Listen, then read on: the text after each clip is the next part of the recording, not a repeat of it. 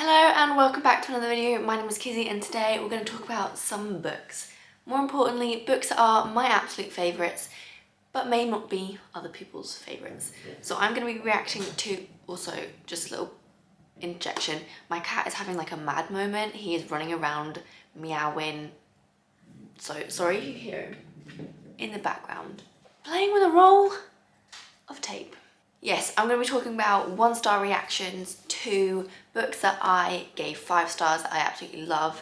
My all-time favourites, basically. I've written a list of, just off the top of my head, about 6, but I just thought it'd be fun to kind of look for 1-star reads and see why people thought they were 1-star reads. It's kind of inspired by a review that I saw Murphy Napier do of like books that she really didn't like that were popular or something like that. And she reviewed one of my favourite books, and everything she said about why she hated it, I was like, yeah, you know what, if someone described a book like that to me, I would hate it too.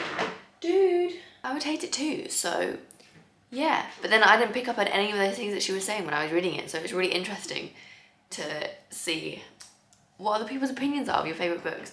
Obviously this is not, I'm not gonna diss any of their opinions are completely valid just because they don't agree with mine.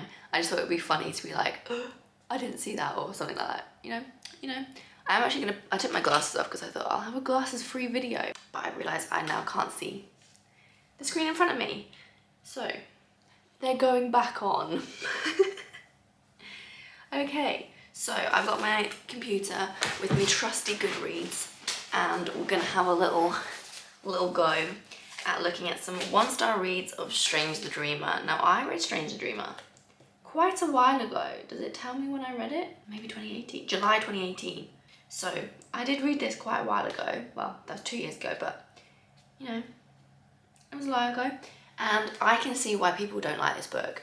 And I think I can already guess what some of the things are gonna say. They're probably gonna say the writing was too whimsical. There was too much like flowery stuff, and yeah, but I loved it and I recommended it to my boyfriend, and I would now probably not recommend it to him because I wouldn't have thought he'd like it, but he actually loved it. We were just starting to date then, so I don't know if he read it just to like impress me and said that he loved it just to impress me, but I really loved it. So let's have a look. I DNF'd this book at 5%. Okay, well, at 5%. I don't know how many pages this is, but that's not, I like to give at least 100 pages to a book. 5%, that's 25 pages. I'd give it a little bit more than that. You know, you can only, 5%, it's a bit of a weird beginning. You're not even in the main storyline at the beginning. It starts off completely different, and where it ends up is amazing. But I give it more, that would be my recommendation. But she says, sorry, not sorry, I'm just not going to force myself to read something I am not enjoying. The purple prose and info dump that I tried to wade through turned me completely off. I said that would be a reason people didn't like it. I can't say much more than that since I didn't waste my time trying to struggle through this read. You know what, I admire her guts. I wish I could do that. I commit to a book probably more often, too much than I should, and I just waste time forcing myself into reading slumps basically because I'm trying to force my way through a book that I'm not enjoying. But I just feel sad for the books that I don't finish. It's just something I have. I never say that I've DNF'd a book, even if I have not finished it and it's been like 3 years. I always have this stupid, futile belief that I will finish that book one day. Probably not gonna happen, but there we go. The flow was just a slog. I did try to skim a couple of chapters and just gave up. Fair, you know, sad that that happened to you, but there you go, another DNF'd at 20%, so we gave it a little bit more of a try. 20%, yeah, okay. 20%, I think you've given it a good go. You know, you can DNF after 20%, that's fine. This was his first DNF of 2018 and he's so disappointed, that's so sad. I hate when people are disappointed by books. I just want everyone to love every single book. But ultimately, it's just been such a bore and I can't get into it.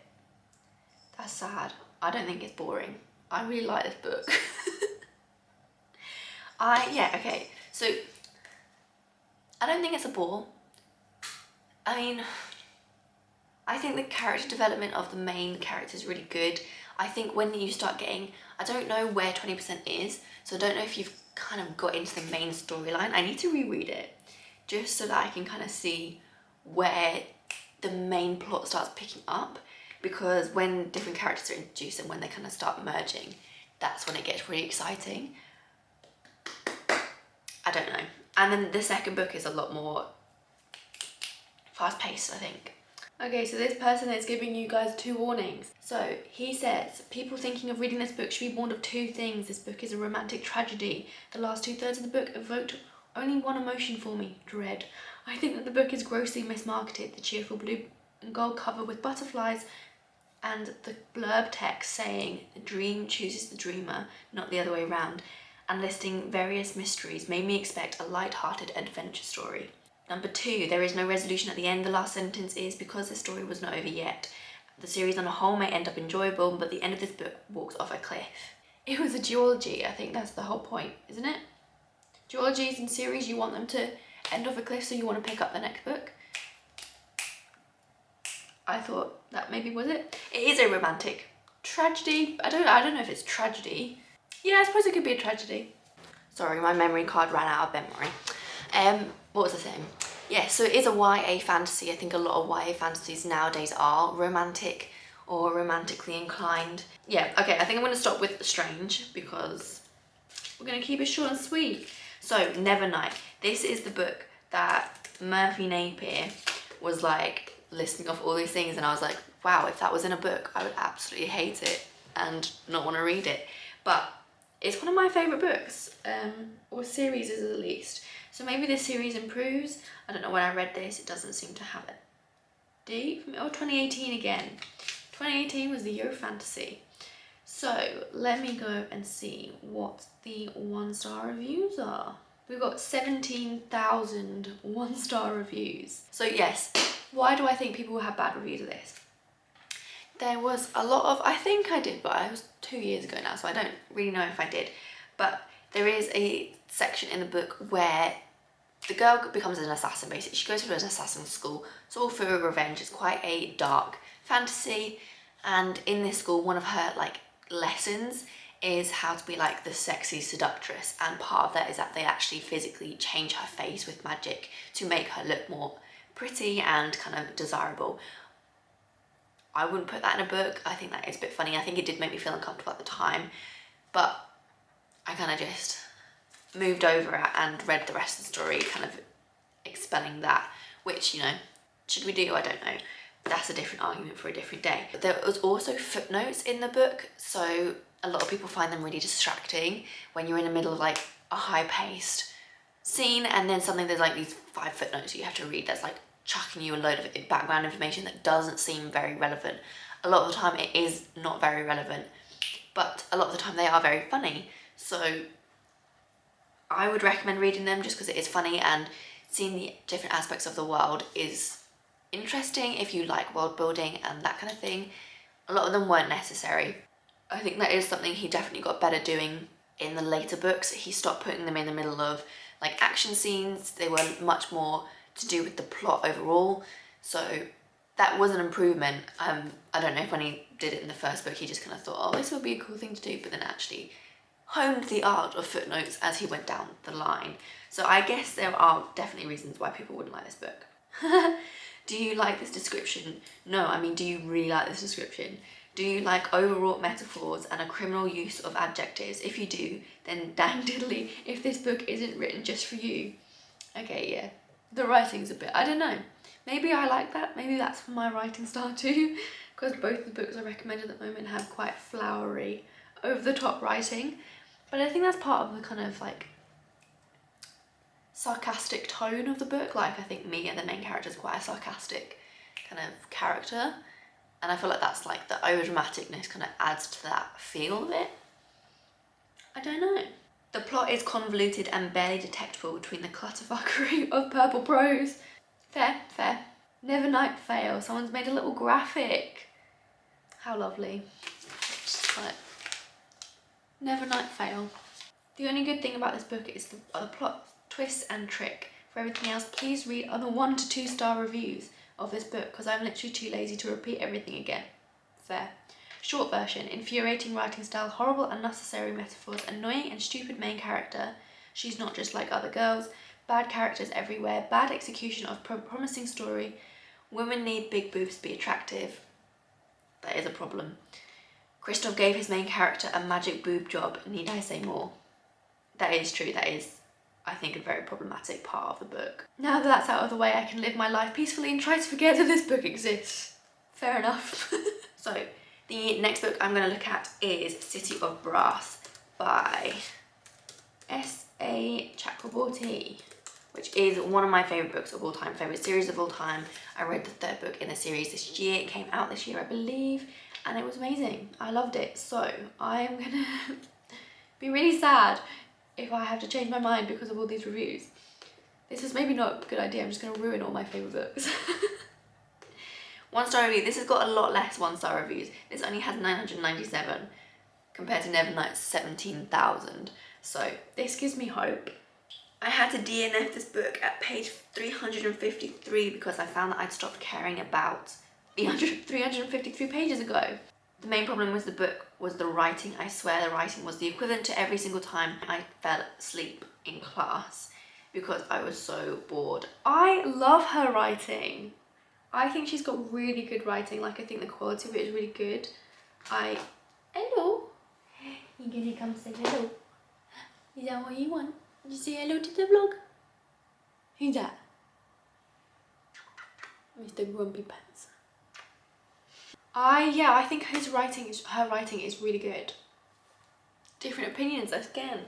I think she's got really good quality writing and it's just on another level. But there you go. There was literally a 300-word essay on the simple objects of what a room looked like. It described what a throne looked like in approximately 5 million words. Too many. Fair. I like description. I like being able to visualize the room. I think, oh wow. Yeah, you're not gonna fit on there, man. I think her words were really, I don't know, her world was really developed and I think I really liked it. I liked how much time she took to describe it, especially since it's not a world that I've seen very often or in fantasy. So it's not like your traditional English fantasy where it's like basically just Lord of the Rings. So I enjoyed it. Plot and characters which were surprise boring. DNF at 50 pages. I give it more than 50 pages, but you know. So this one compares this to Children of Blood and Bone by Tommy Adeyemi. The plot, it felt rushed, it felt stabbed together in many ways. This reminded me of how I felt about Children of Blood and Bone. Now, I felt like Children of Blood and Bone was very rushed. I enjoyed the plot, I just wanted more of it. I wanted her to slow down. She kind of jumped from bit to bit very quickly. So, I don't think this book did that though. I didn't feel that at all. I thought, yes, the bit from the initial travel section was quite rushed. This person only read 50 pages, so yes, it felt rushed. Because in the first 50 pages, again, it's the beginning of the fantasy. Like, it's getting you to the main point. And to get to that main point, she has to travel quite far. And that probably does happen in the first 50 pages because the next 400 or 500 pages are about the main story, which is in the City of Brass. What are you doing?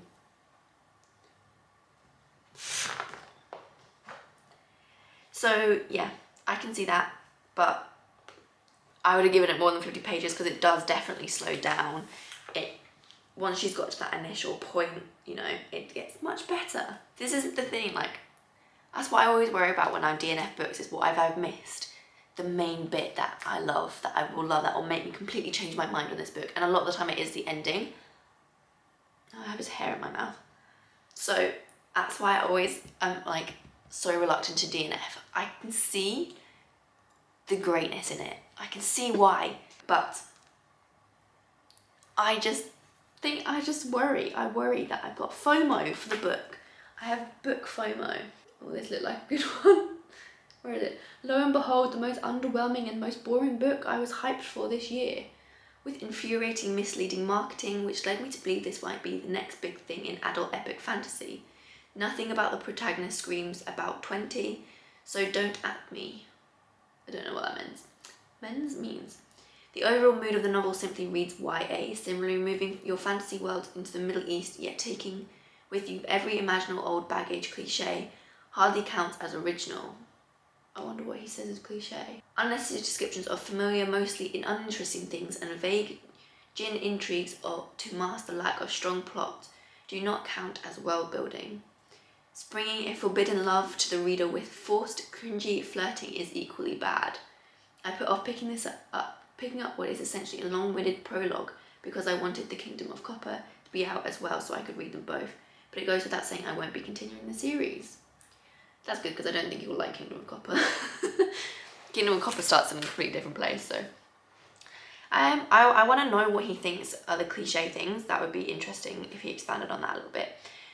I also always recommend this as a book if you are in YA and you want to get into adult fantasy, to start with this book because I do think it is a good bridge. So he's right there. I don't think that's necessarily a bad thing. I don't know what the qualities of this. The mood of the novel simply reads YA. Will you stop making noise?